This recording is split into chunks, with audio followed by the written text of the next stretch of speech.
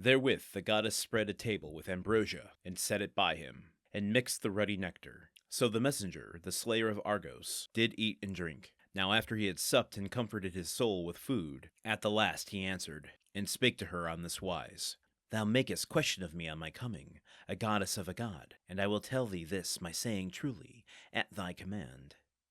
'Twas Zeus that bade me come hither, by no will of mine, nay, who of his free will would speed over such a wondrous space of brine, whereby is no city of mortals that do sacrifice to the gods, and offer choice hecatombs. But surely it is in no wise possible for another god to go beyond, or to make void the purpose of Zeus, lord of the Aegis. He saith that thou hast with thee a man most wretched beyond those men that round the burg of Priam for 9 years fought, and in the 10th year sacked the city and departed homeward. Yet on the way they sinned against Athene, and she raised upon them an evil blast and long waves of the sea. Then all the rest of his good company was lost. But it came to pass that the wind bare and the wave brought him hither. And now Zeus biddeth thee to send him hence, with what speed thou mayest. For it is not ordained that he die away from his friends, but rather it is his fate to look upon them even yet, and to come to his high-roofed home and his own country. Okay, folks, are you as confused as I am? This passage is pretty self-explanatory. Hermes is just literally delivering the message that we already mostly know word for word from Zeus and Athena to Calypso. But there's this line in here that I found to be very confusing. He's talking about Odysseus and what has happened to bring him to the island of Calypso. And he eventually says, ... quote, Yet on the way they sinned against Athene, and she raised upon them an evil blast and long waves of the sea. End quote. Now, obviously, my confusion comes from the fact that Athena is actively trying to help Telemachus, Odysseus' son, and while not interacting with Odysseus on this island, at least not yet, she is going to Zeus and advocating on his behalf. So why he name drops Athena here, I'm a little confused about.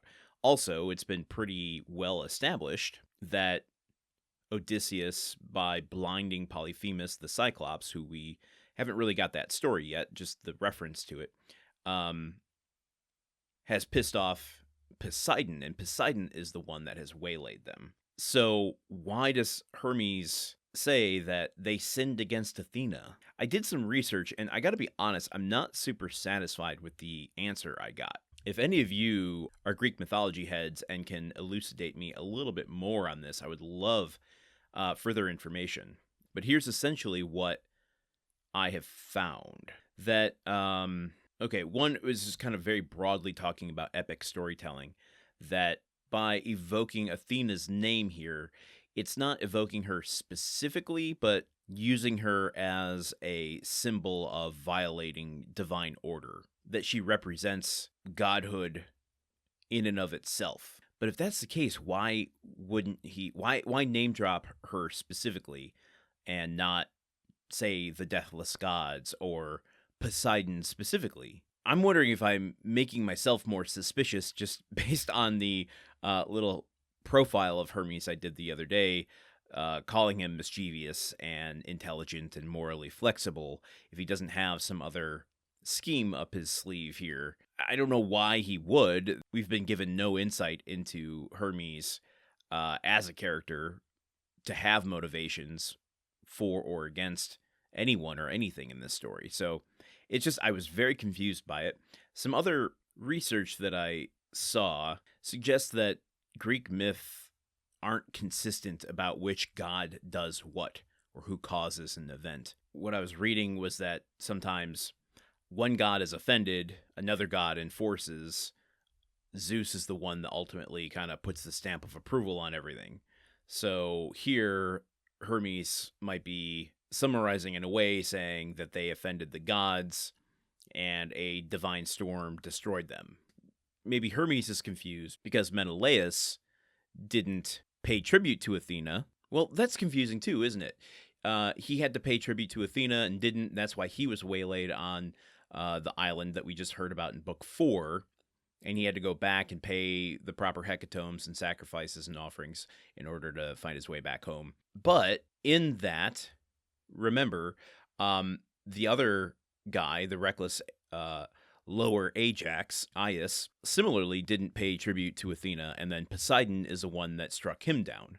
So that's a little confusing too. How are we to look at this moving forward? I mean, I'm curious if it's a translation issue, if it's just how Greek myths are, like, how it was dictated after it being an oral performance. Maybe the performance was inconsistent. I think just for us on this show, one thing that we have to do to keep things kind of together in our head, regardless of what is explicitly being said, is that Poseidon is the one that was pissed off at them. I guess we don't have enough information to see if he's the one that destroyed their boats and well, it said that Odysseus has lost his entire crew. They certainly aren't on this island with him.